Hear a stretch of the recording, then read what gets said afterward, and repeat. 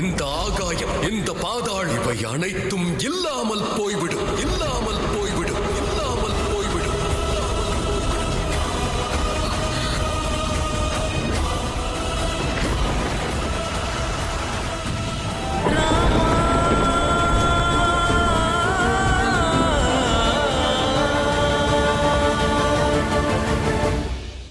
நான் தசரதனின் மைந்த ராமன். என்னுடைய சீதையை அவமதித்ததற்காக உலகில் உள்ள உயிர்களையும் தண்டித்திருவேன்.